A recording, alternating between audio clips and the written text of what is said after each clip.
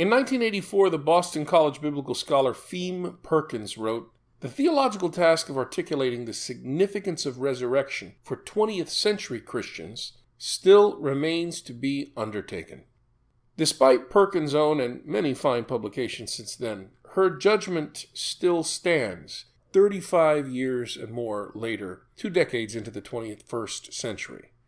The grossly inaccurate discussion of this topic by journalists in Time, Newsweek, and U.S. News & World Report, and in related journals, every time Easter time comes around, suggests that even as scholars increasingly make their research available to the public, the message still needs to be more clearly articulated. Biblical scholars are agreed that Jesus' resurrection is not at all some kind of miraculous resuscitation or something like a near-death experience.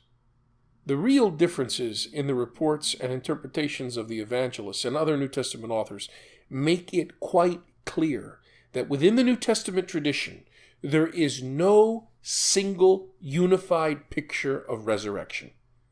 From this perspective, it is very significant that the gospel passage assigned for this great feast of Easter, John chapter 20, verses 1 through 9, is the story of the finding of the empty tomb. None of the resurrection appearances of Jesus was selected. John chapter 20, verse 1 through 9. On the first day of the week, Mary of Magdala came to the tomb early in the morning, while it was still dark, and saw the stone removed from the tomb. So she ran and went to Simon Peter, and to the other disciple whom Jesus was attached to, and told them, "They have taken the Lord from the tomb, and we don't know where they put him." So Peter and the other disciple went out and came to the tomb. They both ran, but the other disciple ran faster than Peter and arrived at the tomb first. He bent down and saw the burial cloths there, but did not go in. When Simon Peter arrived after him, he went into the tomb and saw the burial clothes there, and the cloth that had covered his head, not with the burial cloths, but rolled up in a separate place. Then the other disciple also went in, the one who had arrived at the tomb first, and he saw and believed. For they did not yet understand the scripture that he had to rise from the dead. One purpose of the empty tomb tradition is to remind believers that faith comes from hearing. John's report that the beloved disciple sees the empty tomb and folded wrappings, and believes that Jesus has been raised rather than that his corpse had been stolen away, seems to replace the angelic proclamation in other traditional accounts in the New Testament that the Lord is risen. Mary Magdalene represents the community grieving over Jesus' death and needing consolation. Her report that they have stolen the body very likely refers to enemies of Jesus, but could also reflect the community's concern about the charge that some messianists, some followers of Jesus, stole the body to support their tale that Jesus was raised from the dead. The early Peter tradition is of no help because, according to that report, he came to the tomb, found it empty, and returned to his friends without any understanding of what had happened. You see this in Luke chapter 24, verse 12. In John's report, Peter enters the empty tomb first. He does not believe. Then the important disciple in the gospel called John, the beloved disciple, enters, and he has a reaction. He interprets, correctly, by the way, what both had seen. He believes. In this gospel passage, faith in the resurrection of Jesus evolved from the discovery of an empty tomb, and not from an appearance of Jesus. It developed from what the first believers reported and saw, and how they interpret what they experienced. In the days before the Second Vatican Council, Catholic education regularly included a course called apologetics, or how to defend or prove the faith to non-believers and skeptics. Unfortunately, this kind of apologetics has since made something of a comeback in much of popular Catholic writings and Catholic social media these days.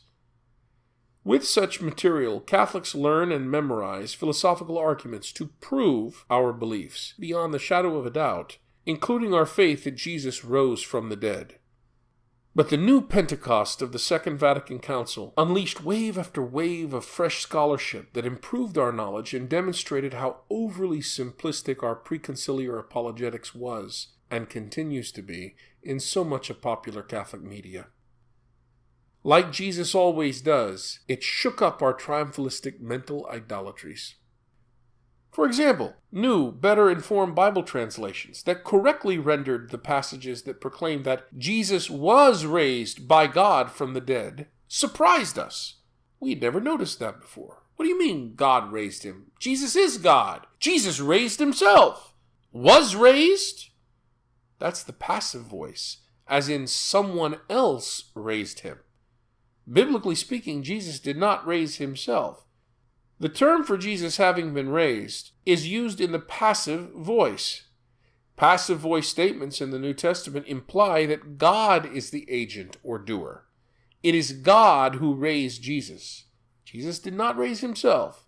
Sorry, Mel Gibson.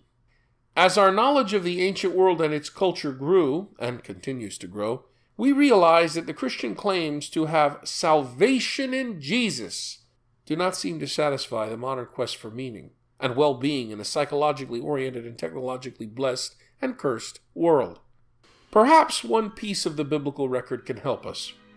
The scriptural evidence suggests that the risen Jesus was somehow different, transformed, and somewhat unrecognizable, though he was the same Jesus of Nazareth who had lived and walked on earth. These seem to be two constant elements that believers report in the appearances of the risen Jesus to them in an altered state of consciousness. Both elements characterize experiences of alternate realities in all cultures, so they're not really surprising. As each report indicates, the experience is reassuring and enlightening, quite in accord with the cultural function of such altered state of consciousness experiences. My friends, the funeral liturgy reminds Christians that they shall experience this same transformation. In death, life is changed, not taken away. This echoes Paul's view. So it is with the resurrection of the dead. What is sown is perishable. What is raised is imperishable. It is sown in dishonor. It is raised in honor. It is sown in weakness. It is raised in power. It is sown a physical body. It is raised a spiritual body. Easter this Sunday and Christian belief in the resurrection of Jesus challenge all, scholar and non-scholar alike, to explore new ways of showing that belief in Jesus as God's definitive act of salvation truly gives ultimate purpose and meaning to life in our time.